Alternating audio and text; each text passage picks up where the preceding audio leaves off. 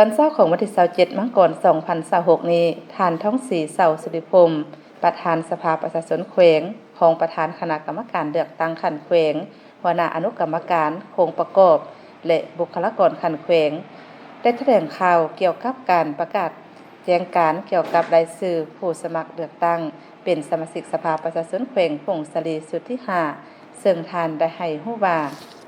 บรรดาท่านที่เคารพนับถืออย่างสูงข้าพเจ้าในนำประธานคณะประจำสภาประชาชนแขวง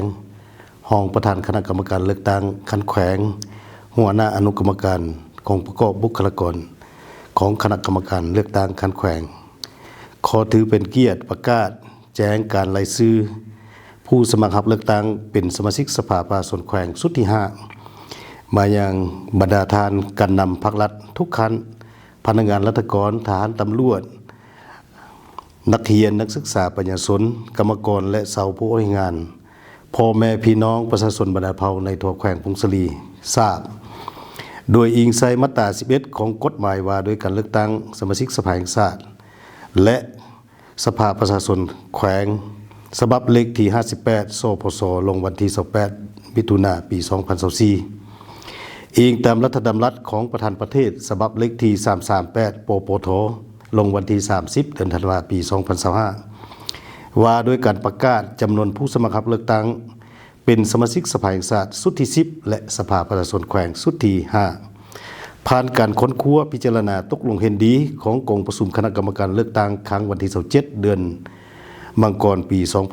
2026เกี่ยวกับรายชื่อผู้สมัครรับเลือกตั้งเป็นสมาชิกสภาประชาชนแขวงสุดที่5อยู่ในเขตเลือกตั้งต่างๆในครบเขตทั่วแขวงซึ่งประกอบมีดังนี้ 1. เขตเลือกตั้งที่1เมืองพงศรีมีจำนวนผู้สมัครทั้งหมดมีอยู่7ท่านในนั้นเลือกเอา5ท่านเป็นสมาชิกสภาประชาชนแขวงสุดที่5ซึ่งบรรดารายชื่อดังนี้ 1. ท่านบุญสวัสดิ์ศรีวงศ์ไส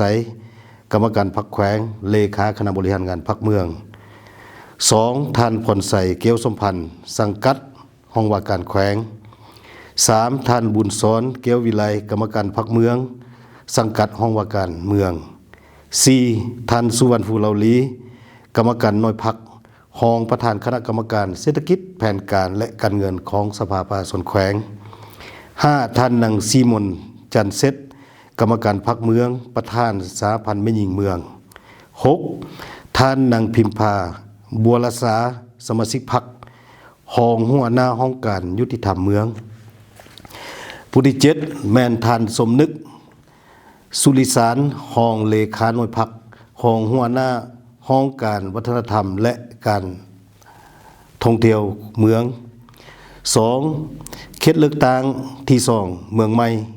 มีจำนวนผู้สมัครทั้งหมดมี7ท่านเลือกเอา5ท่านเป็นสมาชิกสภาประชาชนแขวงสุดที่5ซึ่งมีรายชื่อ 1. ท่านพลทวีไสมนตรีกรรมการพรรคแขวงเลขาคณะบริหารงานพรรคเมือง 2. ท่านคำไสสุนเวเลิศกรรมการพรรคแขวงหัวหน้าองค์การอัยการประชาชนแขวง 3. ท่านส้มแปนวงอินปอนกรรมการพรรคเมืองสังกัดห้องว่าการเมือง 4. ท่านคำเฮียงพรหมสิทธิ์สมาชิกพรรคหัวหน้าแขนงนิติกรรมและยุติธรรมสภาประชาชนแขวง 5. ท่านนางสุขนวรมณีวงศ์กรรมการพรรคเมืองประธานสหพันธ์แม่หญิงเมือง 6. ท่านนางส้มแพงเกี้ยวสุทธิราชห้องเลขาหน่วยพรรคห้องหัวหน้าคณะจัดตั้งเมือง 7. ท่านธงสมุทรตันส้มเพชรห้องเลขาหน่วยพรรคห้องหัวหน้าห้องการอุตสาหกรรมการค้าเมือง 3. เขตเลือกตั้งที่3เมืองขัวมีจำนวนผู้สมัครทั้งหมดมีอยู่7ท่านเลือกเอา5ท่านเป็นสมาชิกสภาประชาชนแขวงสุดที่1. ท่านส่วนสนุศรีสุราชกรรมการพรรคแขวงเลขาคณะบริหารงานพรรคเมือง 2. ท่านคำเพชรจิตปัญญากรรมการพรรคแขวงหัวหน้าแผนกศึกษาธิการและกีฬาแขวง 3. ท่านสุวรรณีสุริยพรกรรมการพรรคเมืองสังกัดห้องว่าการเมือง 4. ท่านสุวรรณแสงจันทร์สุขสมาชิกพรรคหัวหน้าแขนงแผนการการเงินสภาประชาชนแขวง 5. ท่านนางจันเพ็งมณีสุขกรรมการพรรคเมืองประธานสหพันธ์แม่หญิงเมือง 6. ท่านบุญประเสริฐเกี้ยวภูมิราชรองเลขาหน่วยพักรองหัวหน้าคณะจัดตั้งเมือง 7. ท่านธงสวรรค์วงศ์มณีรองเลขาหน่วยพักรองหัวหน้าห้องการคณะโฆษณาอบรมเมือง 4. เขตเลือกตั้ง 4. เมืองสัมพันธ์มีจำนวนผู้สมัครทั้งหมดมีอยู่7ท่านเลือกเอา5ท่านเป็นสมาชิกสภาประชาชนแขวงสุดที่ 5 1. ท่านทงตือเกียรติสวงศ์กรรมการพรรคแขวงเลขาคณะบริหารงานพรรคเมือง 2. ท่านออนคำอินแสงกรรมการพรรคแขวงหัวหน้าแผนกวัฒนธรรมและการท่องเที่ยวแขวง 3. ท่านนางจันสมัยเหล่าเซียวกรรมการประจำพรรคเมืองหัวหน้าคณะจัดตั้งเมือง 4. ท่านทองคำวิไลจิตสมาชิกพรรคหัวหน้าห้องว่าการสภาประชาชนแขวง 5. ท่านแอบุรวงศากรรมการพรรคเมืองสังกัดห้องว่าการเมือง 6. ท่านพันโทธงสวรรค์ปวงมีไซห้องเลขาคณะพรรคหักฐานหัวหน้าการทหารกองบัญชาการทหารเมือง 7. ท่านนางบัวคำสุนพลนาลีเลขาคณะพรรคหักฐานกุมหมู่จีรองประธานสาพันธ์แม่หญิงเมือง 5. เขตเลือกตั้งที่ 5 เมืองบุญเหนือมีผู้สมัครทั้งหมดมีอยู่7ท่าน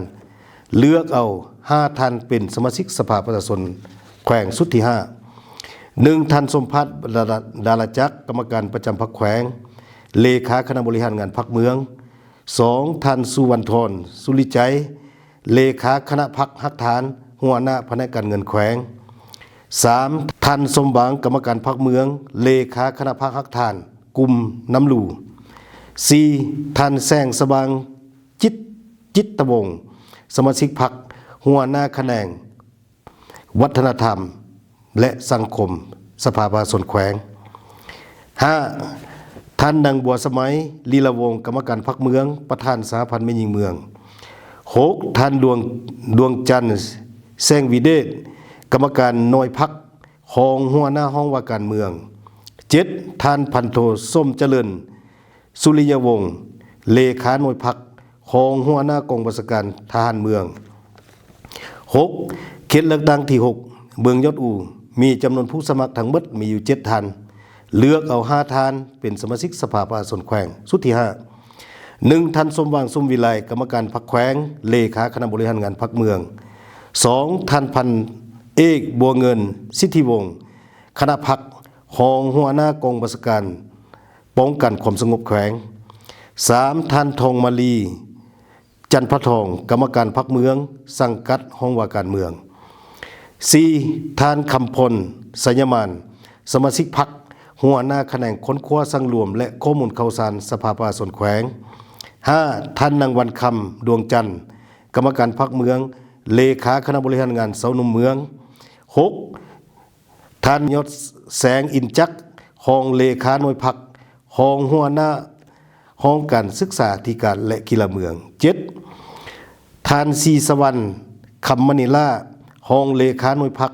รองหัวหน้าห้องการคณะกรรมการคุ้มครองและส่งเสริมการลงทุนขั้นเมือง 7. เขตเลือกตั้งที่ 7 เมืองบุญไต้มีจำนวนผู้สมัครทั้งหมด7ท่านเลือกเอา5ท่านเป็นสมาชิกสภาประชาชนแขวงสุดที่ 5 1. ท่านธงสิงห์อินทแสงกรรมการพรรคแขวงเลขาคณะบริหารงานพรรคเมือง 2. ท่านพลสุจิตลีละวงศ์กรรมการพรรคแขวงหัวหน้าแผนกยุติธรรมแขวง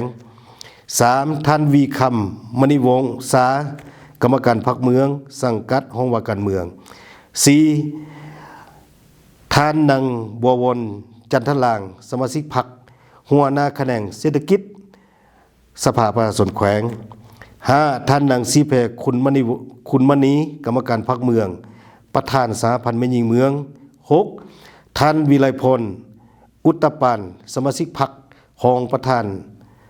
แนวเราสร้างชาติเมือง 7. ท่านนางแพงออนล่ารองเลขาหน่วยพรรครองประธานสหพันธ์กรรมบาลเมืองมาฮอดนี้การประกาศแจ้งการรายชื่อผู้สมัครเลือกตั้งเป็นสมาชิกสภาประชาชนแขวงสุดที่ 5 ได้สำเร็จสุดท้ายครับเจ้าก็ตั้งหน้าให้แก่คณะกรรมการเลือกตั้งคันแขวงก็อวยผลใส่อันประเสริฐ มายังประชาชนบรรดาเผ่าเสาแขวงพงศลีทุกทวนหน้าจงมีสุขภาพเข้มแข็งและเชิญชวนพลเมืองผู้มีสิทธิเลือกตั้งนับแต่อายุ 18 ปีขึ้นไปจงไปใช้สิทธิ์เลือกตั้งเอาสมาชิกสภาแห่งชาติสุดที่10และสมาชิกสภาประชาชนคัดแขวงสุดที่5ในวันที่22 เดือน 2 ปี 2026ด้วยบรรยากาศอันตีฟดฟื้นเฮ็ดให้คาดหมายของเวียกงานการเลือกตั้งในครั้งนี้ให้ได้รับประกัน400 ขอขอบใจ